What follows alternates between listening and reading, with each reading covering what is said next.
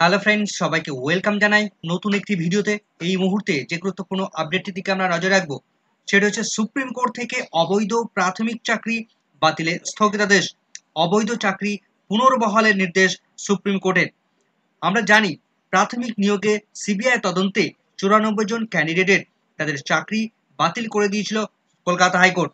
এই ক্যান্ডিডেটরা তারা 2014 প্রাথমিক টেট তারা পাশ করেনি, ফলে কলকাতা হাইকোর্টের নির্দেশে তাদের চাকরি বাতিল হয়েছিল। তো সেই মামলা সুপ্রিম কোর্ট পর্যন্ত করায় এদিন সুপ্রিম কোর্ট সেই 94 জন ক্যান্ডিডেটের চাকরি ফিরিয়ে দেওয়ার নির্দেশ দিলেন।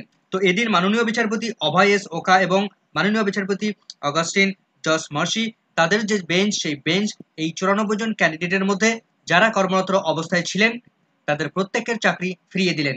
তো এই মামলার সুপ্রিম কোর্টের অর্ডারে কি কি নির্দেশ দেওয়া হয়েছে, কি কি বক্তব্য সেখানে পেশ করা হয়েছে, বিস্তারিত অর্ডার কপির বিস্তারিত ব্যাখ্যা আমরা করে নেব। চলুন সরাসরি আমরা অর্ডার কপির মধ্যে চলে যাই। আশা করব ভিডিওটি শেষ পর্যন্ত দেখার অনুরোধ রইল, কোনো রকম স্কিপ না করে। গত 15 জুলাই কোর্ট নম্বর 6-এ সুপ্রিম কোর্ট অফ ইন্ডিয়ার তার আইটেম নাম্বার 58+71 নম্বর সিরিয়ালে এই মামলাটি শুনানির জন্য লিস্টেড হয়েছিল, যার এসএলপি নাম্বার আমরা দেখতে পাচ্ছি 3402/2024-এর। এই মামলাটি কলকাতা হাইকোর্টের 7907/2019-এর যে মামলা কলকাতা হাইকোর্টে, সেই মামলা যার পিটিশনার রয়েছেন এই মুহূর্তে হাসান বিশ্বাস ভার্সেস রমেশ মালিক।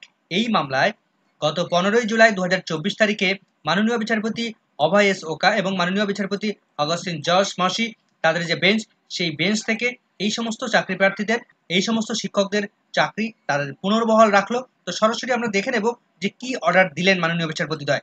তো যেটা বলা হচ্ছে, mister Kunal Chatterjee, the learned council appearing for the respondent number 12 এবং 13 state that no appointments has been made in place of the petitioner। এই মামলার যারা রেসপন্ডেন্ট নাম্বার 12 এবং 13 নম্বর যারা রেসপন্ডেন্ট রয়েছেন তাদেরকে অ্যাপয়েন্টমেন্ট প্রদান করা হয়নি। There is material on record to show that, যে সমস্ত রেকর্ড ইতিমধ্যে তাদের কাছে রয়েছে সেখান থেকে যে বিষয়টা জানা যাচ্ছে বা সেই বিষয়টা শো করছে that the petitioner were discharging their duties as teachers for about 6 years. এই সমস্ত মামলা যারা পিটিশনার রয়েছেন তাদের যে চাকরি ছিল সেই চাকরি থেকে 6 বছর আগে তাদের চাকরি থেকে বরখাস্ত করে দেওয়া হয়েছে বা চাকরি বাতিল করে দেওয়া হয়েছে, অর্থাৎ তাদের ডিউটি থেকে অব্যাহতি দেওয়া হয়েছে। প্রায় 6 বছর হয়ে গেল। In view of the aforesaid statements we direct that, এমতো পরিস্থিতিতে কোর্ট যে বিষয়টা দেখার পর, সমস্ত বিষয়টা দেখার পর মাননীয় বিচারপতি তারা ডিরেকশন দিচ্ছেন, the petitioner shall continue in their respective post on ad hoc basis from 1st August 2024। এই মামলা যারা পিটিশনার রয়েছেন তারা অ্যাডহক বেসিসে তারা 1st আগস্ট থেকে, অর্থাৎ 1st আগস্ট 2024 তারিখ থেকে তারা যে পোস্টে চাকরি করতেন সেই পোস্টে কন্টিনিউ তারা সার্ভিস করবেন, অর্থাৎ তাদের চাকরি পুনর্বহালের নির্দেশ দিচ্ছেন মাননীয় বিচারপতিদ্বয়। This direction will be subject to further order which may be passed in this petition. যে অর্ডারটি পরবর্তীতে এই মামলার যারা পিটিশনার রয়েছেন বা এই মামলার যা লাস্ট ফাইন্ডিং আসবে, ফিউচারে যার আউটকাম যেটা বেরিয়ে আসবে সেটাই তাদের মেনে নিতে হবে। সেখানে যদি তাদের চাকরি পুনর্বহাল থাকে তো ভালো কথা, আর যদি লাস্ট ফাইন্ডিং যদি দেখা যায় তাদের চাকরি বাতিল করা হচ্ছে তো সেক্ষেত্রে সেটাই তাদেরকে মেনে নিতে হবে, অর্থাৎ সাবজেক্ট টু আউটকাম যেটা হবে সেটাই তাদেরকে মেনে নিতে হবে। তো আপাতত তাদের চাকরি পুনর্বহাল রাখলেন মাননীয় বিচারপতিদ্বয় এবং তাদের আরো কতগুলো গুরুত্বপূর্ণ নির্দেশ দিচ্ছেন, তাদের বেতন সংক্রান্ত বিষয়ে গুরুত্বপূর্ণ নির্দেশ দেওয়া হয়েছে। This order will not prevent the concern respondent from initiating the process of making fresh appointment. এই যে চাকরি দেওয়া হচ্ছে বা এই যে অ্যাপয়েন্টমেন্ট দেওয়া হচ্ছে এটা কখনোই একটি ফ্রেশ অ্যাপয়েন্টমেন্ট নয়, যেটা পূর্বে ছিল সেই অ্যাপয়েন্টমেন্টটাকে পুনরুদ্ধার করা হচ্ছে বা পুনর্বহাল রাখা হচ্ছে, কখনোই ফ্রেশ অ্যাপয়েন্টমেন্ট নয়। নিডলেস টু অ্যাড দ্যাট, এই বিষয়টা সংযুক্ত করার প্রয়োজন নেই, any process of the appointment initiated will be subject to further orders which may be passed in this petition. এটা বলার কোনো অপেক্ষা রাখে না যে এই মামলার লাস্ট যে ফাইন্ডিং আসবে, যা সাবজেক্ট টু আউটকাম হবে সেটা তাদেরকে মেনে নিতে হবে, অর্থাৎ আপাতত তাদের চাকরি ফ্রি দেওয়া হলো।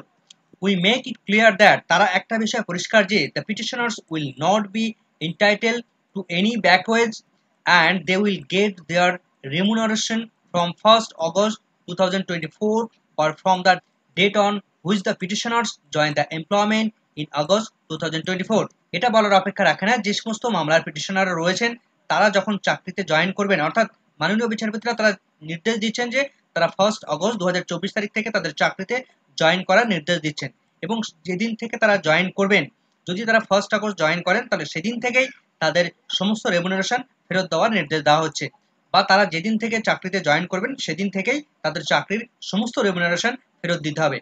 তবে এখানে একটা বিষয়, যে বক্তব্য এখানে দেখা যাচ্ছে যে 1 আগস্ট যেদিন তারা জয়েন করবেন সেদিন থেকেই তারা এই টাকাটা পাবেন, তার পূর্বে যে 6 বছর তারা চাকরি থেকে অবস্থায় ছিলেন না, সেই টাকা ফেরত দেওয়ার ব্যাপারে নির্দিষ্টভাবে কিন্তু এখানে অর্ডার সেরকমভাবে উল্লেখ করা নেই।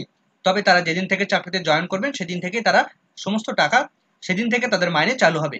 লিস্ট অন 2 সেপ্টেম্বর 2024 তারিখ থেকে পরবর্তী এই মামলার শুনানির ডেট ফিক্সড করে দিয়েছেন। এই মামলার সঙ্গে আরেকটি কানেক্টেড খুব গুরুত্বপূর্ণ আরেকটি মামলা রয়েছে। In the meanwhile, writ petition number WPA number 7907 of 2000, এখানে 10 আর 2019 হবে, along with the connected with writ petition shall remaining stay. এই মামলাটি হচ্ছে প্রাথমিকের ডিভিশন বেঞ্চে প্রাথমিকের যে 42,000 বা 59,000 যে প্যানেল, সেই প্যানেল প্রকাশ সংক্রান্ত গুরুত্বপূর্ণ মামলা, সেই মামলাটি যে ডিভিশন বেঞ্চে চলছিল সেই মামলাটির উপর সম্পূর্ণভাবে স্থগিতাদেশ দিলেন সুপ্রিম কোর্ট। অর্থাৎ এই মুহূর্তে প্যানেল প্রকাশ সংক্রান্ত বিষয়ে কলকাতা হাইকোর্টের ডিভিশন বেঞ্চ বা কোনো কোর্টই তারা কিন্তু আর কোনো রকমভাবে অর্ডার প্রদান করতে পারবে না বা শুনানি করাতে পারবে না, অর্থাৎ রিমেইনিং স্টে প্রদান করে দিলেন সুপ্রিম কোর্ট। তো পরবর্তীতে আর যেগুলো বলা রয়েছে এখানে খুব একটা গুরুত্বপূর্ণ বিষয় নেই। তো পরবর্তীতে এই মামলাটি 26শে জুলাই 2024 তারিখে লিস্টেড করে দিলেন মাননীয় বিচারপতিদ্বয়। তাহলে আপাতত প্রাথমিকে চাকরি বাতিল হওয়া যে সমস্ত শিক্ষকরা তারা এতদিন চাকরি তাদের বাতিল ছিল, তারা পুনরায় চাকরিতে পুনর্বহাল থেকে গেলেন। সেই সঙ্গে প্রাথমিকের 42,000 প্যানেল বা 59,000 যে প্যানেল প্রকাশ সংক্রান্ত গুরুত্বপূর্ণ মামলা ডিভিশন বেঞ্চ বা সিঙ্গেল বেঞ্চে চলছিল, সেগুলো আর কোনো রকম ভাবে তারা শুনানি করাতে পারবেন না। তো এই ধরনের পরবর্তী আপডেট পেলে অবশ্যই আপনাদের সঙ্গে শেয়ার করব। আপাতত ভিডিওটি এখানে শেষ করছি। ভিডিওটি সম্পূর্ণ দেখার জন্য সকলকে ধন্যবাদ।